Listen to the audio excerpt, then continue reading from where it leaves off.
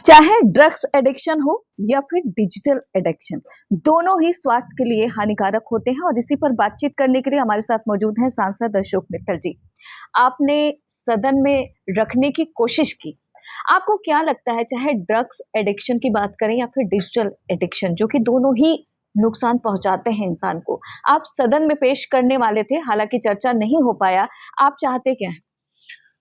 आज मेरा 0 आवर में लिस्टेड था 11 नंबर पर सदन में नहीं आ सका।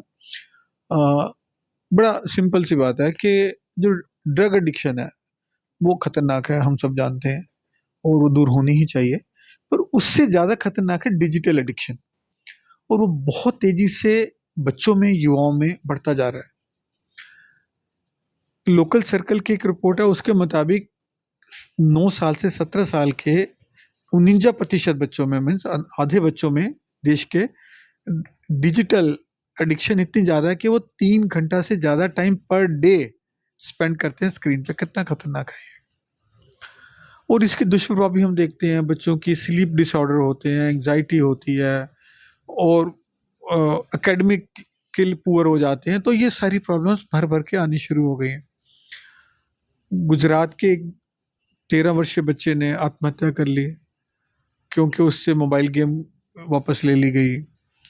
गाजियाबाद की 3 बहनों ने इकट्ठे आत्महत्या कर दी 9वीं मंजिल से कूद के, क्योंकि उनसे मोबाइल फ़ोन वापस ले लिया गया।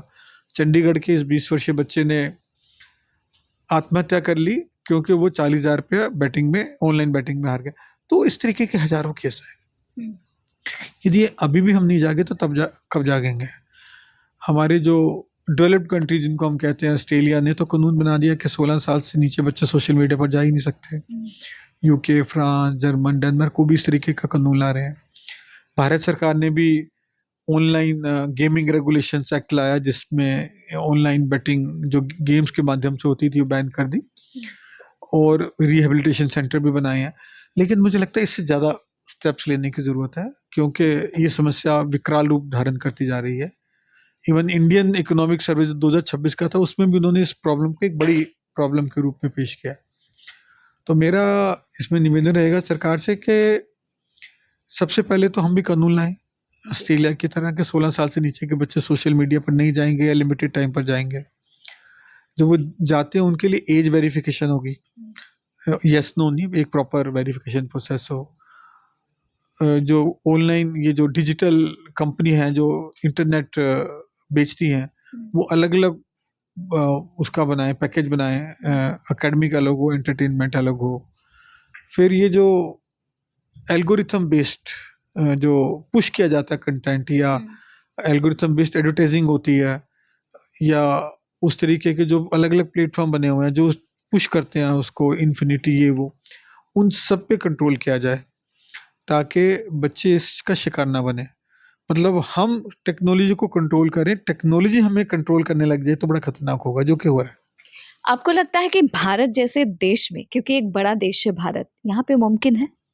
क्यों मुमकिन नहीं है? अब यदि भारत सरकार ने हमारे स्टेप लिया ना, ऑनलाइन रेगुलेशन लाई बैटिंग के लिए, गेमिंग के लिए, तो आज सभी पेरेंट्स बड़े खुश हैं इससे कि हजारों बच्चों की जान बची है। क्योंकि देखा जाए, अभी हाल ही में एक जंतर मंतर पर आंदोलन खत्म हुआ, जो कहीं ना कहीं डिजिटल ही था। डिजिटली माध्यम से लोग इकट्ठा हुए और एक बड़े आंदोलन का रूप उन्होंने जंतर मंतर पर दिया। आपको लगता है कि, हालांकि ये नुकसान तो लोगों को करता है, लगता है कि सभी पार्टियां एक मत पर आ पाएंगी इसको लेकर? देखिए, बच्चों का हित मुझे लगता है हर इंसान की जिम्मेदारी है, हर नेता की जिम्मेदारी है, हर पार्टी की जिम्मेदारी है। और उनके भी बच्चे हैं, हमारे भी बच्चे हैं, बच्चे तो साझे होते हैं, तो इसमें कोई पार्टी पॉलिटिक्स नहीं होनी चाहिए। और मुझे लगता है जब हम सभी पार्टी वाले मिलके बैठेंगे तो बच्चों के हित में ये फैसला जरूर लेंगे जो उनकी लाइफ के लिए सबसे ज़्यादा महत्वपूर्ण है। इसके अलावा बात करें ड्रग्स एडिक्शन की, वो भी एक गंभीर बीमारी कह सकते हैं, जो हमारी युवा पीढ़ी को ग्रसित करते जा रहे हैं, और इसका कहीं ना कहीं एक बड़ा सबूत है पंजाब। आपको लगता है कि पंजाब सरकार उस तरीके से कारगर साबित हो रही है? नशा मुक्त का बहुत अभियान चल रहा है, जैसा वहां पे होना चाहिए? देखिए, जो नशा है वो अकेले पंजाब की नहीं, पूरे देश की प्रॉब्लम है। कश्मीर से कन्याकुमारी तक, कच्छ से लेके जो हमारे असम तक, कहीं भी नॉर्थ ईस्ट तक, कहीं भी मणिपुर तक, हर जगह ये फैली हुई है। थोड़ी डिग्री ऊपर नीचे हो सकती है पर हर जगह फैली हुई है। तो इसको रोकना देश के हर नागरिक की जिम्मेदारी है, पंजाब सरकार की भी है। पर मुझे लगता है जितनी ज़रूरत है उस पे स्टेप्स लेने की, वो शायद उस तरीके से नहीं लिए जा रहे हैं। बॉर्डर पार से भी आ रही है, अंदर के भी इश्यूज हो सकते हैं। तो हमें मिलके इसमें पार्टी पॉलिटिक्स से हट के इसका हमें सॉल्यूशन ढूंढना होगा। बिल्कुल। इसके अलावा बात करते हैं सर झारखंड की। झारखंड में जहाँ पर स्टूडेंट जो है वो एक बड़ा प्रोटेस्ट कर रहे हैं राज्य सरकार के खिलाफ और कई माँगें उन्होंने रखी हैं। हालाँकि राज्य सरकार की तरफ से कहा गया है कि मैक्सिमम माँगें इनकी माँग ली गई है। लेकिन सवाल ये उठता है कि जब देश की राजधानी दिल्ली के जंतर-मंतर पर प्रोटेस्ट हुआ, जिस तरीके से विपक्षी दल लगातार उसको समर्थन देते हुए दिखाई दिए, वहीं झारखंड में उतना समर्थन नहीं दिख रहा है। आपको लगता है कि जो राजनीतिक दल हैं वो छात्रों का भलाई सोच रहे हैं या इसमें भी सियासत है? देखिए, बहुत ही अनफॉर्चुनेट पार्ट है कि कई बार एक अच्छा काम होता है लेकिन सियासत बीच में आ जाती है। अब झारखंड में यदि वहाँ की सरकार ने मांगे मान ली हैं तो ये एजिटेशन बंद हो जाना चाहिए था।